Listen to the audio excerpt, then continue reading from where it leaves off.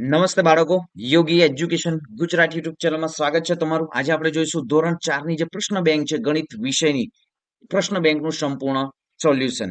પ્રશ્ન 1, નીચે આપેલા વિભાગોમાંથી કોઈ પણ એક વિભાગ પસંદ કરી તેની પેટર્ન પૂર્ણ કરો. તો વિભાગ 1 માં જોઈએ. અહીં 2, 4, 7 અને 11 અને 16 છે. તો જવાબ જે છે એ 16 થશે. 7 માં બેમાં 2 ઉમેરીશું તો 4 થશે. 4 માં 3 ઉમેરીશું તો 7 થશે. 7 માં 4 ઉમેરીશું તો 11 થશે અને 11 માં 5 ઉમેરીશું તો જવાબ આપણને 16 મળશે. નેક્સ્ટ જોઈએ 10, 15, 20, 25 અને જવાબ આપણને મળશે 30. 10 માં 5 ઉમેરીશું 15, 15 માં 5 ઉમેરીશું 20, 20 માં 5 ઉમેરીશું 25, 25 માં 5 ઉમેરીશું તો આપણને 30 જવાબ મળશે.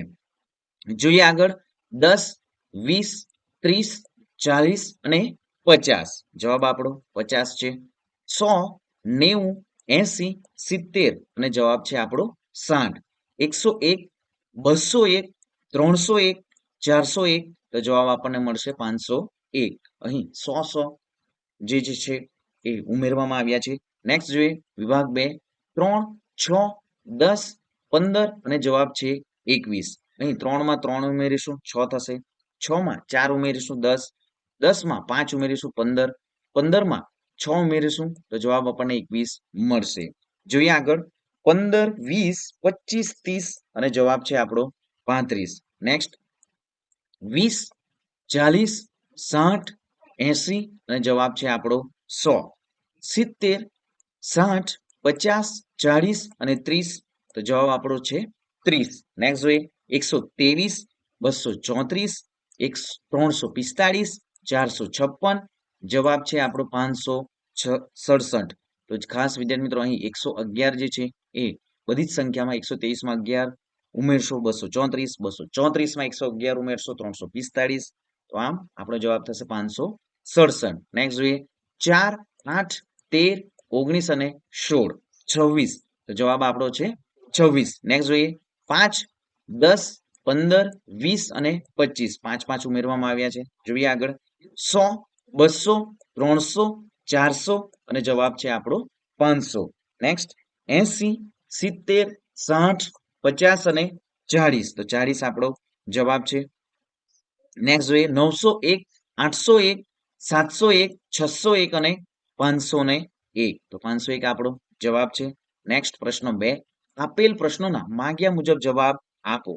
તમારે 75 ટામેટા સમાન રીતે 3 ટોપલીમાં વહેંચવા હોય તો દરેક ટોપલીમાં કેટલા ટામેટા સમાઈ શકે? તો જવાબ છે 25. એક શાળાના 161 વિદ્યાર્થીઓ મેદાન પર 7 સરખી હારમાં ઊભા છે તો દરેક હારમાં કેટલા વિદ્યાર્થીઓ હશે? તો જવાબ છે 23. નેક્સ્ટ એક વર્ગખંડમાં દરેક વિદ્યાર્થીઓને 3 ચોકલેટ આપવામાં આવી. જો કુલ 114 ચોકલેટ વહેંચી હોય તો વર્ગખંડમાં કુલ કેટલા વિદ્યાર્થીઓ હશે? તો જવાબ થશે 38.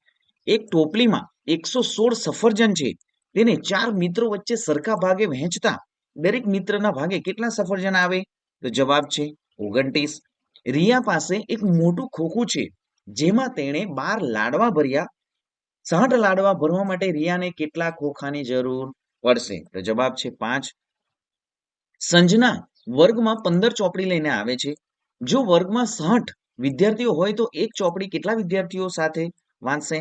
તો જવાબ છે 4. મનસ્વી 8 મણકાનો ઉપયોગ કરી એક માળા બનાવે છે તો 224 મણકામાંથી તે કેટલી માળા બનાવી શકશે? તો જવાબ છે 28. અનામિકા એક દિવસમાં 6 ગ્લાસ પાણી પીવે છે. 180 ગ્લાસ પાણી પીતા તેને કેટલા દિવસ લાગશે? તો જવાબ છે 30. હેન્સી 120 રૂપિયા ચૂકવીને કુલ્ફી ખરીદે છે. જો એક કુલ્ફીના 10 રૂપિયા હોય તો તેને કેટલી કુલ્ફી ખરીદી હશે?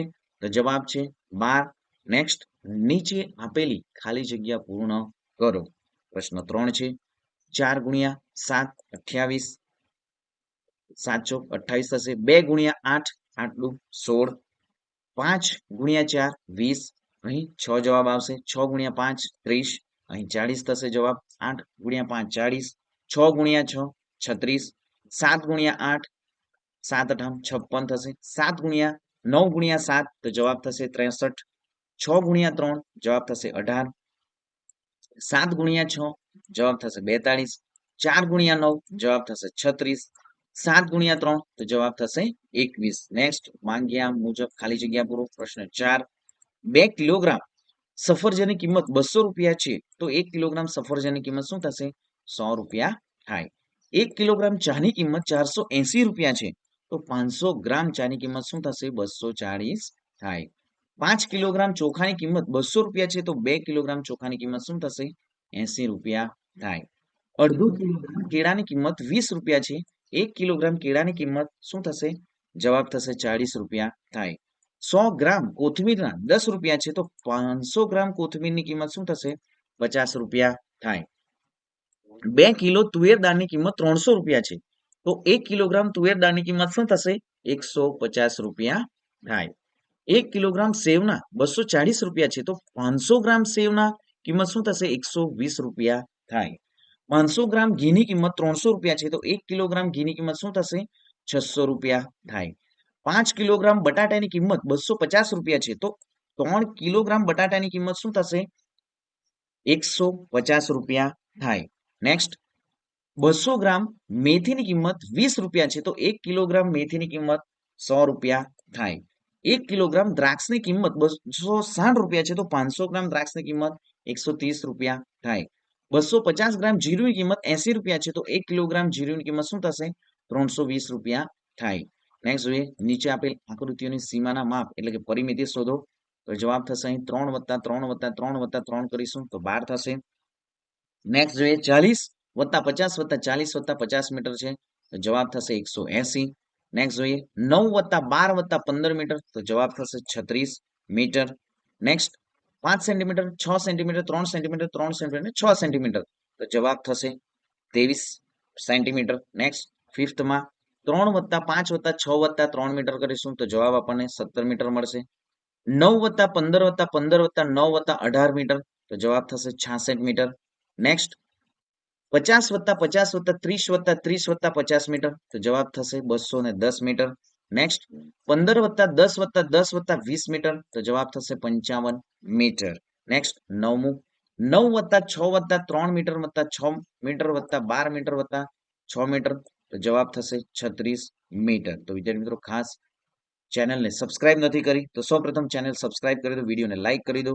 વિદ્યાર્થી મિત્રો સંપૂર્ણ સોલ્યુશન જે છે એ તમને વિદ્યાર્થી મિત્રો અહીં દર્શાવવામાં આવ્યું છે. વિડીયોને 2 થી 3 વખત પણ સાંભળી લેવું વિદ્યાર્થી મિત્રો. અને તમારી આવનારી જે વાર્ષિક પરીક્ષા માટે પણ વિદ્યાર્થી મિત્રો આ પેટર્ન છે, ખાલી જગ્યા છે, મોસ્ટ ટાઈમથી રહેશે.